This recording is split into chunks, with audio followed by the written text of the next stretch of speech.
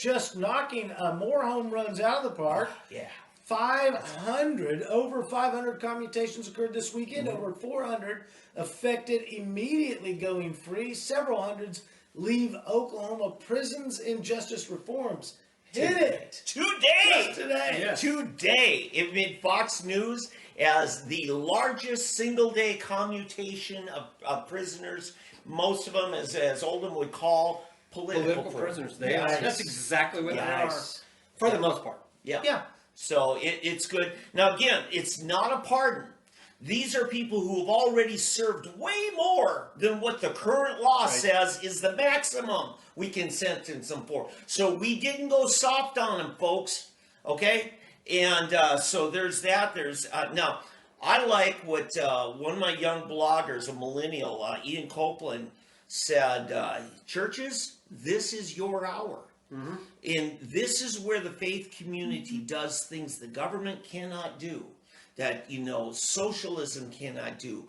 We need to embrace these families. We need to, folks, pastors out there, I need you to tell your congregations, hey, if you got a loved one who's leaving prison, slip a note in with the offering or whatever, and so that the pastoral staff can get with you, find out what your family needs, what your loved one's going to need, whether it's, maybe some employer in the congregation could use some work, and maybe, find a job that they can succeed at. So look at this general move.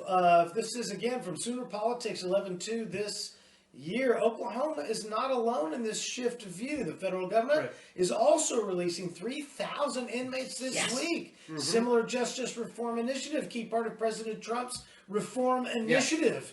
So there we go. Continuing to be not the most horrible nation ever on the face of the earth. And let's clarify.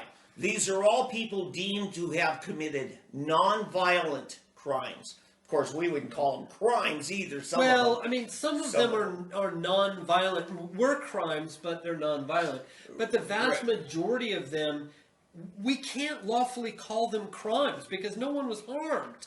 There's no crime involved except we didn't get nanny state's permission first. I mean, that is never a crime in a free society. Some of these are people that simply were medicating with an unapproved medicine that is now approved but wasn't approved when they consumed it. And again, we're not a free society. If you can know we're not a free society because there's a black market. Because there is outlawry going on, because there is all of this anarchy within all of this stuff, you can know that we have a long ways to go to where our founders had, the vision our founders had for us. One of the great points that's made in the Sooner Politics piece is the idea that unemployment rates are so low. There are jobs available for these people that are coming out. If the job market was stacked and there was nothing to get, then you'd have another problem. Here's the thing about these people coming out of prison. Now, mind you, many of them are going to come out with Stockholm Syndrome. Because they've literally had their mind muddied with all the junk that's been pounded into them for all the time that they've been in prison. Being told that they're a worthless criminal, that they have to obey and do things the certain way that others dictate to them. And it becomes very hard to live a free life, just like the old slaves. Just to act normal. And to act normal. Right. And so to come out and be able to just step out into a new job is going to take some work. Right. And these people come out and their rights are still violated. Now, mind you, they've been political prisoners. And if they're supposed felons, then they are not going to retain their rights to vote or carry a gun and be free members of society. Right.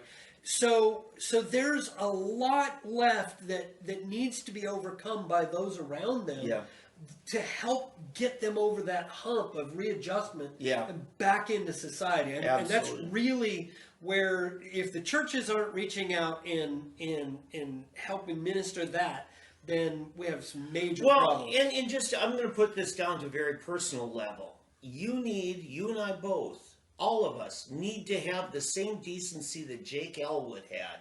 Remember the Blues Brothers? Remember the opening scene You're where Jake's referencing outside? Jake That's Elwood? absolutely. You're going to quote Jake Elwood? No. You're on a mission from God? No. Yes, you are. Elwood Blues, the brother of Jake Blues, okay? The Blues Brothers.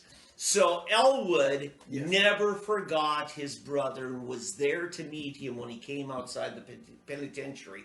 Right. And here's the thing, for Jake and for 400 and some Oklahomans today, to have somebody who's waiting for you, wanting you, looking for you, there's nothing worse than to come out and be homeless and nobody wants you to come Nobody over will there. help you because you're flipping criminal. If these 500 commutations could move into the faith-based communities and there was a conduit from the faith-based communities into the workforce, then it could just be a conduit. Yeah, no, I'm saying faith-based community. Keep in mind, you could be part of an atheist group, and that's why it's community is what we need. Right, a community with accountability. Well, and here's the thing: is that there are organizations that are rising up. Yes. To help people as they come out of prison, and that is fabulous.